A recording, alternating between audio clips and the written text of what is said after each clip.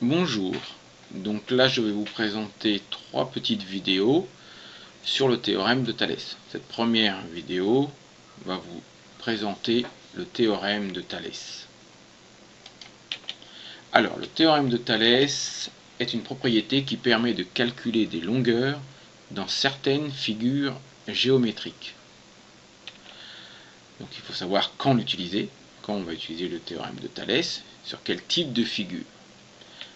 Alors l'utilisation du théorème de Thalès nécessite la présence de deux droites parallèles coupées par deux droites sécantes. Donc on peut avoir plusieurs configurations, deux principalement qu'on retrouve dans les exercices. Il y a la configuration dite papillon. Voilà. Donc là nous avons bien nos deux droites parallèles en vert coupées par deux droites sécantes en bleu. L'autre configuration, c'est la configuration appelée triangle. Vous voyez pourquoi. Nous avons toujours nos deux droites parallèles en vert, coupées par nos deux droites séquentes en bleu. On remarque que dans les deux configurations, que ce soit dans la configuration papillon ou dans la configuration triangle, nous avons 5 points d'intersection. Ce qui nous va nous permettre d'énoncer le théorème de Thalès de la manière suivante. Si A, O, B, C, D sont 5 points tels que AD et BC sont parallèles, AC et DB se coupent en O, alors on a l'égalité suivante.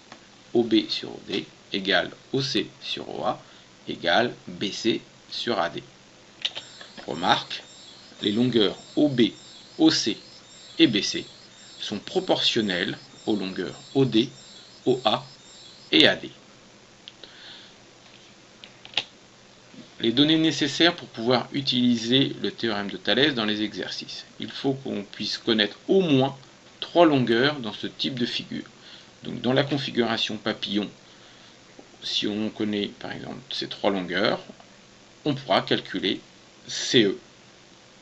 Et dans la configuration triangle, on connaît dans ce cas-là 3 longueurs également, on pourra donc calculer AC et en déduire BC.